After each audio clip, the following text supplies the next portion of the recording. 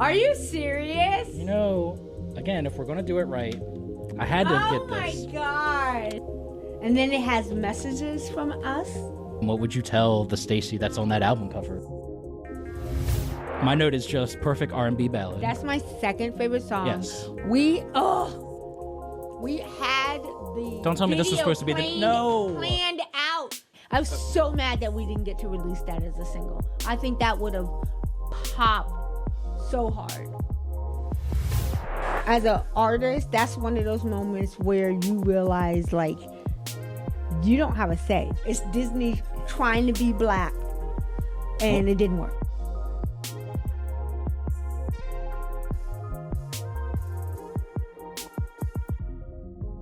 Okay, well then the next thing I wanted to do was, so we talked about Boy Meets World, we talked about, so then I want to do what it is like shooting, sadly, your one and only music video, If You Want to Dance. That's what I want to bring up next. So, and then before we even start, I want to tell you the story that I had watching this video. Okay. So, I'll just let it play with no sound for now. Well, you know where that video was shot?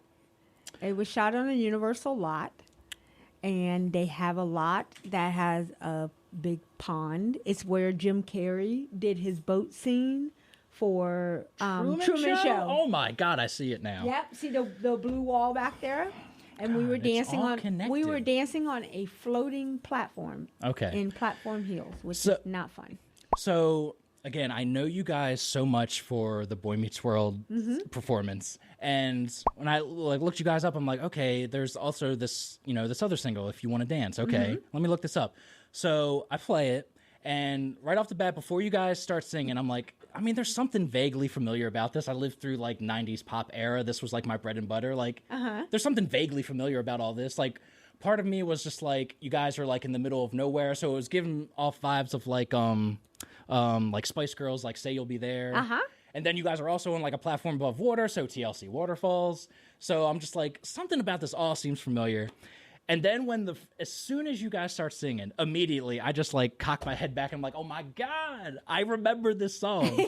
And it's the power of music, where I have not heard this song in 25 years. And yet as soon as you guys started singing, everything came back to me. And I was just oh my God, I can't believe I've forgotten this song. And now I know every word automatically. I forget so much stuff on a daily basis, but I remember this song that I haven't heard in 25 years. Yep. So that's my story over the past week or so with this song.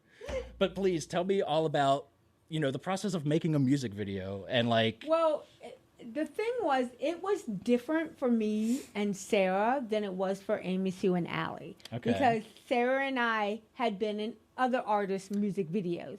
So we knew what to do. For us, the fun part was auditioning the dancers, because we got to pick our colleagues, guys that we danced with in other videos.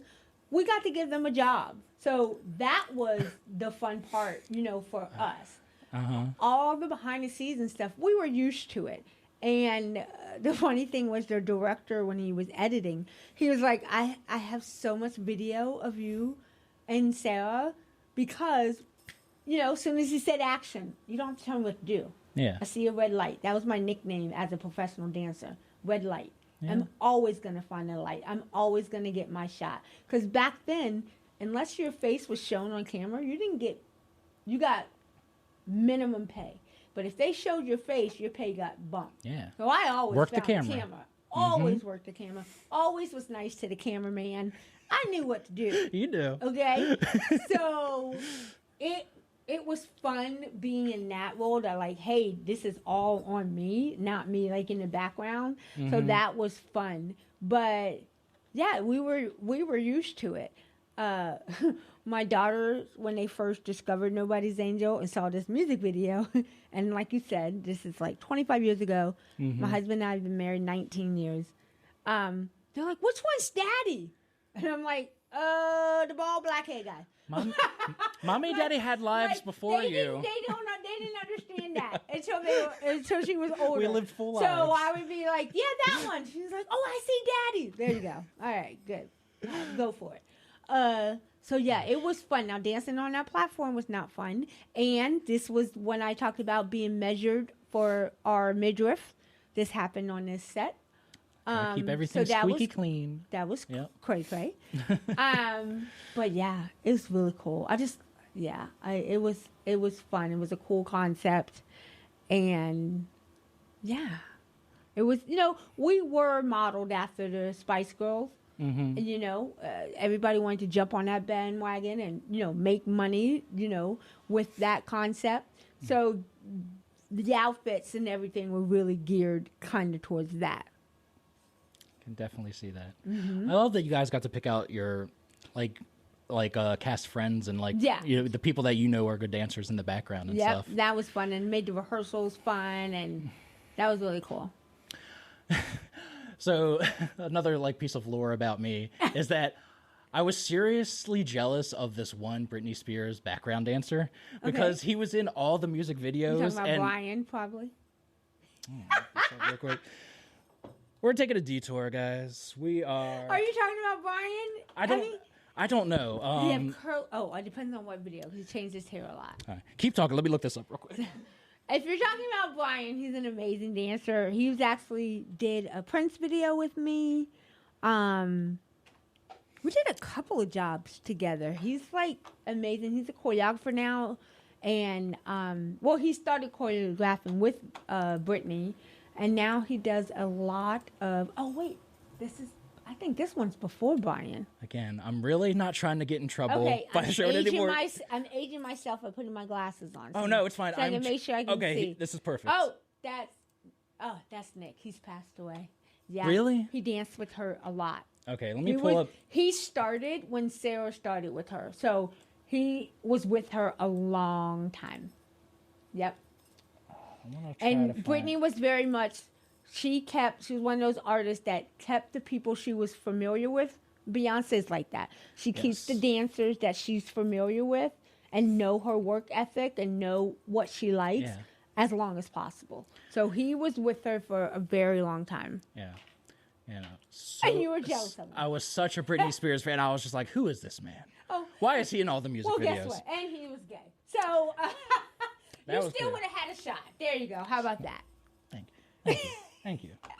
I am going to leave this interview knowing that someone told me I could have had a shot with Britney Spears, and I'm just going to leave it at that. Don't have your wife. I'm not going to ask any more questions. Sorry, babe. Love you. Oh, you know what? While I have... Again, I'm going to pull up the video again. So I told one of our producers here that I was going to interrupt her day by calling her in here. So me and her have been having this conversation, and it's a generational thing where she keeps trying to get me to listen to the soundtrack to the Alvin and the Chipmunks movie. Why? Because she is of an age where I guess she grew up with it. That's fine. We all have, it's no Goofy movie. It's no Tevin Campbell. I'm just saying that. Sorry, Kiara. Mm-hmm. But she keeps telling me, and she keeps basing all of her, as the youths would say, bops, based off these Alvin and the Chipmunk songs. So what I want to tell her is I want her to come in here, and I want her to be like, Kiara, I need you to look up this video, and I want you to come back and give me your seal of approval. If you want to dance, bop or no bop. Oh, That's what I'm going to do. Okay? So we're going to call up Miss Kiara. Hopefully she's not too busy. She's supposed to do the 6 p.m. show. So she should be working hard, but we're all about having fun today and she should be working hard. Ruining other people's day. Come on, girl, you want to answer. When you watch this video later and see you missed your chance. Your call has been forwarded. Oh, Kiara. It's okay. We've got limited time left. That's right. Because she knows I'm right. So that's what it is. There you go. She knows I'm right. Okay. So, real quick. Mm-hmm. Are you serious? Again, if we're going to do it right, I had to get this. Oh, my gosh. How long I should have bought some stuff that I had for you. I didn't even think about it. Oh, this should not be your last visit. Like I said, this is episode 1 of the fan cast. We will have multiple episodes. Oh, my God, that is awesome. So when's the last time you've held this or seen this? You have to have one at home. I have multiple, and I have the singles, and I have everything. Believe me, I have the record album. We did a Thunder Push remix of "If You Want to Dance," and I have the record out, like record so of that. See. Yes. Let them see the inside. Wow! Look at that. Yep. And then, I mean, come on. The best. That is Voila. awesome. What a photo op. And then if you pull the thing out. Oh, dude, that's the thing I miss about physical media. I miss the liner notes. Look at these photos. Yes. That was my favorite thing about getting new CDs was like, oh my God, what is going to be on the inside art? That is an awesome photo op. Total awesome photo op. Yes. And then it has messages from us. Mine says, I'd like to first thank my Lord and Savior for blessing me with this opportunity. To my mother, thank you for not only being the best mom, but also my best friend, still true. To my dad, thank you for being the ultimate example of what a father, husband, and a man should be. To my brother, Mark, thanks for your support and humor. To my brother, Bill, I'm so proud of the man you've become. Special thanks to Dwight. He was my boyfriend at the time. He was not supportive. Dwight. He was a singer, and his group couldn't get a record deal. Dwight. So he was jealous. Come on. So I think I did this just to make him feel good. There's in one of the songs, all of our boyfriends talk on it, and he refused to do it because he was jealous. Wow. Like those little interludes at the beginning where like people are on the phone and stuff like that. It's before We Are Family. And they're like, oh, turn the radio on. Yes. And it's like, truck it. Like it's just turning the radio station. Other than their boyfriends did it, but not mine. Thanks to the Bannister clan, the Harper family, to the Doggy crew, Max, Kaya, Missy. Wow. Bow wow. Wow, look how far we've come. None of it would be possible. Thanks to my dance teachers, Terry Payton, Diane Biggs, John Corella, Marguerite Derricks, Jamie King. Thanks to my mom. I already said that. Why did I say that again? We'll be calling you Sue. Last but not least, to my sisters, my fellow angels, Amy, Sue, Sarah, and Allie. Angel wings all the way, baby. Each of you have my respect and love because something was missing, something was wrong. But now that I found you, I finally belong. Right There Waiting, my favorite song. And angel wings we would do before we get on the stage. We would stand in a circle, and two of us would have our hands up, the other two down, and we would do angel wings with each other before we went on stage. Gosh. A little thing. How does it make you feel like reading that? And like knowing what age you are and at that time and now? Yeah. It seems so sweet and like innocent and wow.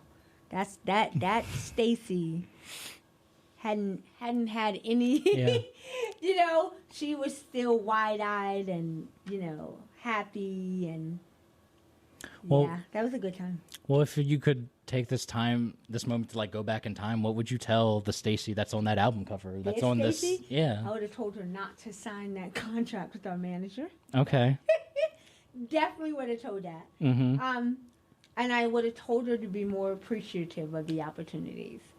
That Stacey stood her ground, but she could have compromised a bit. She did what she thought was right back then, in leaving the group. She probably could have compromised a little bit, but yeah, that's what I would say to her. You know, enjoy it a little bit more, compromise a little bit, but keep your principles. Yes, which she did. But hopefully no regrets because it brought you to where you are now in life. I have absolutely no regrets. I love who I am sitting here today. And if it wasn't for all these experiences and interactions, I wouldn't be Stacey Harper Bell, who I am today. So good, bad, ugly, I have no regrets. Positive, uplifting story. That is the type of stuff that I am trying to bring to the masses. Yeah, I mean, you can't regret chasing a dream. Yeah. Even if you aren't blessed to achieve it, it's the chase. That's the part. That's the part that makes you. Yeah. You know? Well, I mean, that's what I'm hoping I'm hoping, little girls in Wilmington who, yes, for sure. see this and know that it's possible. Chase that dream, and you can't stay on your street, on your town. You have to go out there and experience it, because you can always come home. Yeah. You can always come home. And but you need to go away to appreciate what home is. Yes. And it's easy to be like the big fish in a small pond, but then it's so scary to go somewhere else. It is. Yeah. It is. It truly is. Gosh. So even though we're running long on time, I do want to do like a track by track breakdown of the album. You're going to play the whole songs or just a little bit? So before we even do that, I'm going to jump around again. Okay. I want to bring back one final video. Okay. Before I wrap up the video section. Okay. Now, I think I'm falling in love with you. I associate with Boy Meets World. Uh-huh. Now, you know what else I associated it with? What? You know. With Justin Timberlake. Yes. Oh my goodness. Again. That purple dress, it's so badly. I hated that stupid dress. The theme of this episode is if you were of a certain age. And if you're of a certain age, this being Justin Timberlake's first ever movie, it being a huge deal, and then here is this band, and I was just like, it's them, it's Nobody's Angel. And they're singing at the like climax of the movie. So I guess before we go, track by track down the album, what's it like being on this set? Among your many other stories. It was fun. I mean, we just came in for the last part of it. Mm-hmm. And it was funny, like they kept him very secluded though. Like he was in his trailer a lot. We hung out with the other cast members, chilling and laughing and stuff like that. But they kept him very secluded, and they told us on the set, the other cast members, that it was like that for the whole shoot of that movie, which is sad because he was still young in the beginning of his, career and all that stuff. At the time, everyone was probably treating him like royalty at the time, like Americans, And I Prince. think too. It may have been a little strange for him. Like, all right, I'm in NSYNC, but there's this other group, like, doing a thing. But it's a Disney movie, and we were Disney royalty then. So, well, I mean, and I think a thing that a lot of people forget about NSYNC is that the reason they got their big break is because of the Disney Channel concert. And because I remember specifically, like, not knowing who they were, and then you see promos for, Saturday night, NSYNC and Bewitched. Shout out to Bewitched, c'est la vie. But and then to hear the stories that was actually supposed to be for the Backstreet Boys, but they turned it down because they were so tired of touring, and then it leads to like this. I remember going out the next week and picking up an NSYNC CD because of a Disney Channel concert. People forget that. So that's that synergy at work again. Yeah, God, synergy, another theme of the episode. So I am not really good at critiquing music or talking about music. Like, I feel like I sound like a big dum-dum when I talk about music. So when I go track by track, I'm basically going to say like what vibes I thought the song was giving off, or like what other songs that it reminds me of. Okay. Again, please be cool in the comments. Chat be cool. Again, so if you want to dance, number 1, I Can't Help Myself Fall in Love with You, number 2. Number 3, Boom Boom. So my note on this was, and this is, you'd have to like be very specific when you listen to it, but like when I hear the verses for Boom Boom, what I hear a little bit is Can't You See from Total and Biggie. Oh. I can't wait for the day. And it's kind of like the verses for Boom Boom kind of lead with that sort of flow. Oh my God. I've never thought of that before, I hear. But now I hear it. Yes. Wow. So okay, that's number 1. Ooh, that was good. Next Stop Heaven, I just love the quick pace of the chorus. Very catchy. Yeah. Keep Me Away. My note is just perfect R&B ballad. That's my second favorite song. Yes. We had the Don't tell me this was supposed to be planned out. The 4 of us came up with the concept. All right. Give me the story. We were going to do the whole Backstreet singing in the rain. It was, each of us had a boyfriend that, mine was this motorcycle dude that, my parents didn't like. And, each of us were sneaking out to meet our, Amy Sue was this athlete, but she was the nerd, and then the big chorus we were gonna be singing in the rain, you know. Yeah. Like trying to keep the rain from falling. Like, you can see it, can't you? Guys, let me just tell you. This is another banger. When we're talking about I still listen. That is in my love song playlist. Should be. Today. I Keep Me Away From You and Right There Waiting. Those are the ones that I'm just like, I love Keep Me Away. I was so mad that we didn't get to release that as a single. I think that would have popped so hard. I am mad these too. pop girls have this kind of, R&B love song. Oh. Yeah. Oh, that makes me mad. Is Hollywood Records still around? Do I need to write someone a letter? Yeah, they are still around, All actually. Right. Whoever's the CEO of Hollywood Records, you got a letter coming your way. So yeah, next up, Right There Waiting. My favorite. So again, I have another song that this reminds me of. I don't know if this will unlock anything for you, but when I hear the chorus of Right There Waiting, it reminds me so much of Janet Jackson's Together Again. Like everywhere I go, every smile I see, kind of just that. You are cadence. killing me. Oh my God, now I gotta go listen to the album again with these little things. And it's from like the same time period too. So I just, Yeah. yes, I was a huge Janet Jackson fan. Wow. Well, the posters on my wall in high school would be Britney Spears, Janet Jackson, Jennifer Lopez. Would be because I am also a boy. I'm sorry, guys. Yes. Okay. Yes, huge Janet Jackson fan. In fact, one of the things I actually want to do is that I love Janet Jackson so much, but like sometimes I forget which songs were on Janet, which songs were on Rhythm Nation, and I love the Velvet Rope, and I love all three of those albums so much, and like I want to go back and rank them because like Oh wow, that'd be hard. Huge Janet Jackson fan.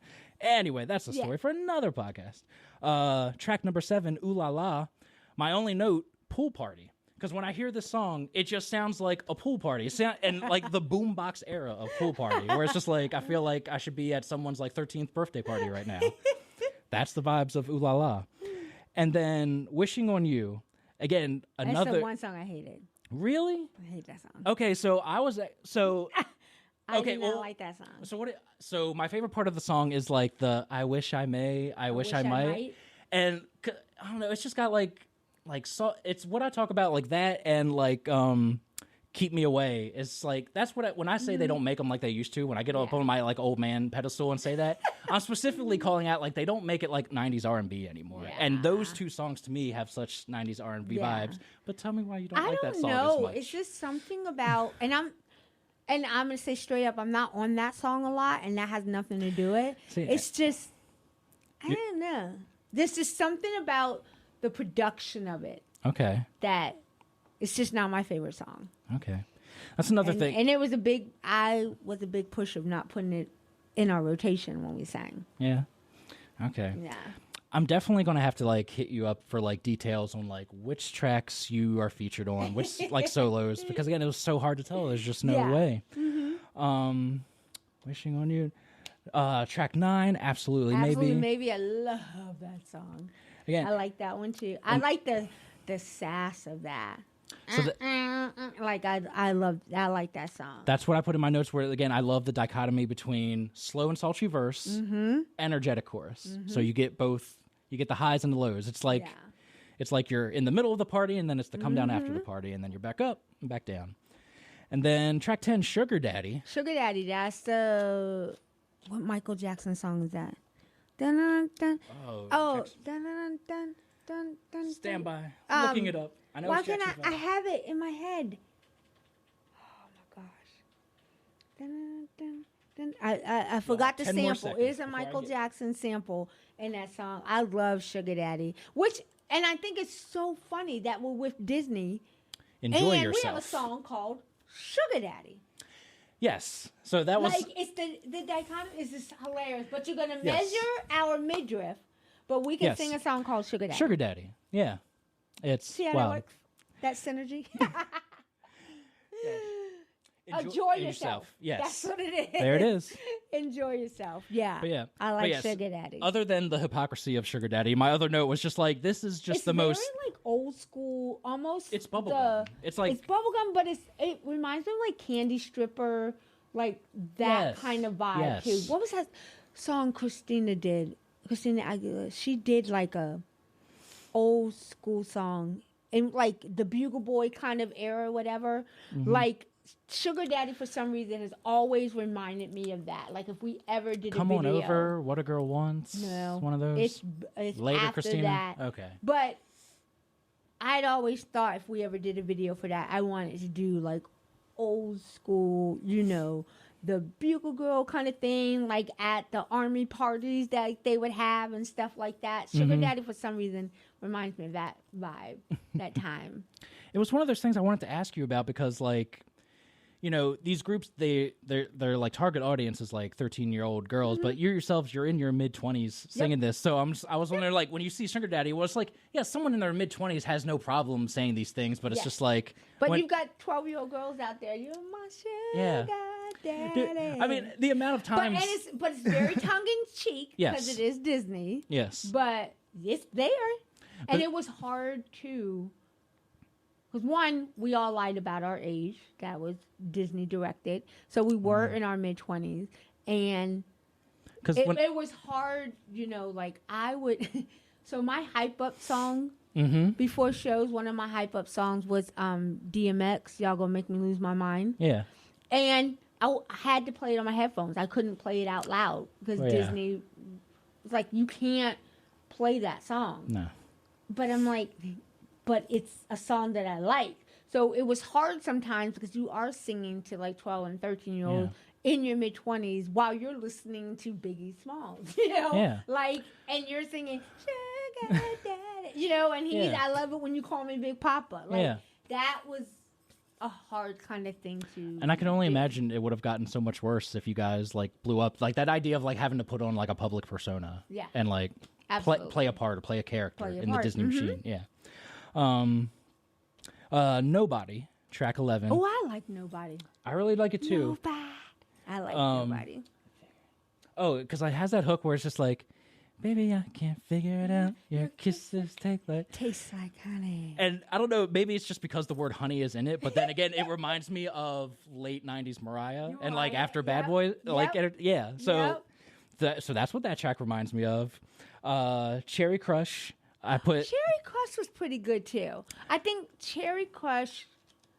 I think we shouldn't have had Nobody and Cherry Crush on there because they're very similar in their tone and what they're going for. You know what I mean? Mm-hmm. So they both and they're back to back. Both don't get, and they're back to back. So they both don't get the appreciation that they should because they're both good songs. But because they're back to back and they're similar, you know. And Cherry Crush too. Like I mean, with that whispered, you know, come on, I love that Cherry Crush. Right? You know, it's like really we're doing that on a Disney album, but okay.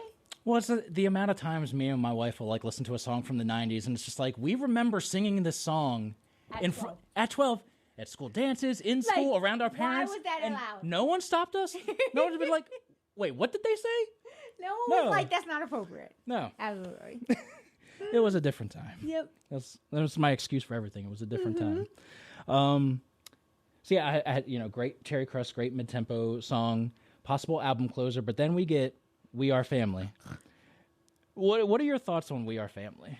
My thoughts are that Angels We Are Edition or whatever Family it's called. is a token song. Okay. I felt like they were trying to give me something. Mm-hmm. Oh, we're gonna have the Black Girl rap. Like, what? Like it's that song out of all the songs. I do not get embarrassed by my pop, you know, past or anything. That song's a little embarrassing, just because it's just so stupid. It makes no sense. It doesn't flow with the rest of the album, and it's really we're gonna make the black. No, Well, yeah, it caught me off guard because, I don't know, maybe it's just something I'm misremembering, but I remember so many pop albums having exactly 12 songs. It seemed like everyone was just 12-song pop album, 12-song pop album. So I saw that, and then I saw, like, the We Are Family, and it was just weird for it, because it's not just, like, sampled. It's just, like, it's heavy, like, it is the song, minus the rap verses. Yep. And it was one of those things where I wanted to, like, tread lightly, because I was like, this is an odd choice. It's just, and like, that's one of those...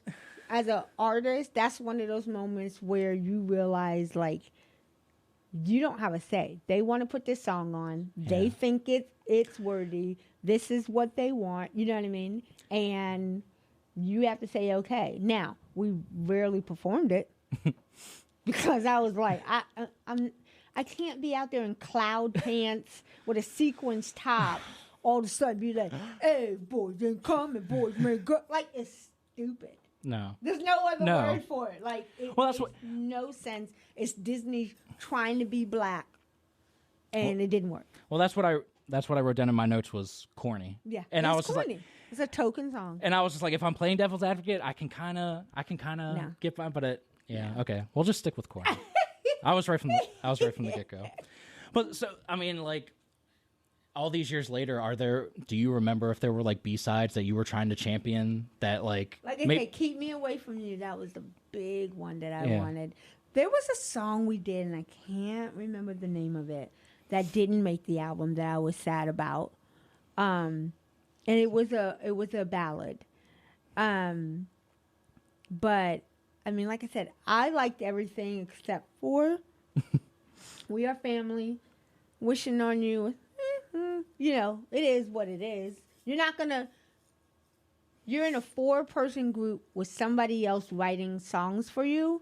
You're not going to like everything. Yeah. Now, where we got our credit was certain things we changed and tweaked, like Keep Me Away From You at the end.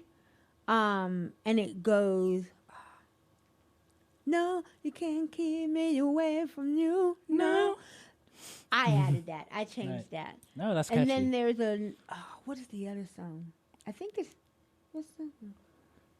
there's another song that like the ad-libs, like the ending of it was like, hey, let's change the lyrics a little bit and sing it this way. That's stuff that I did. You know, Amy Sue was very big on with the melodies and harmonizing. All right, you guys do this part, hit this part here. Like, she kind of directed us like in that sense. So we were able to put our touches on it in that way, but it being our first album and through Disney, we were given the songs. This is what you're singing.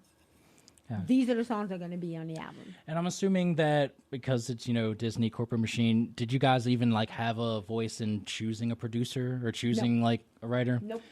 Because like it was one of those things where, again, shout out to physical media and like liner notes and everything. But that was how I understood who Max Martin was as a kid. Yeah. Because no matter what CD or group you open up those liner notes, Max Martin. Max Martin. So that's like one of the things too, and this gets to the tricky part of being a first-time artist, was our manager in our contract, and it's the same thing Lou Pearlman did, put himself in a contract as the 5th member. So he got say and pay as a 5th member, then got say and pay as a manager, and then he produced a couple of the songs as well. Okay. So he made good money. I can imagine. Yeah, shady business deals. Shady business deals. I mean, we could have been right on that documentary with NSYNC and Backstreet Boys. Right. Lou Pearlman was not the only bad one out there. Andrew was just as bad. But I signed it. You know what I mean? It's hard not to when you're that age. And you have like someone being like, your dream's about to come true. Your dream's about to come true. Yeah. I signed it, and then a couple of years in, and I was like, I can't do it anymore. I'm going to pop a major bubble on something that I've never spoken on before. Exclusive. This is a big exclusive. I didn't leave Nobody's Angel. I got fired, and I got fired on purpose. There came a time when I was just like, hey, you know what? Like, I'm done. Like, I've done more than I thought I would do when I moved out for those first 2 weeks. I think I'm ready to move on. Come in front of the camera. Are you serious? What do you have to say about That's that? awesome. That's what it's all about. You never know. Like, you never know. Crazy.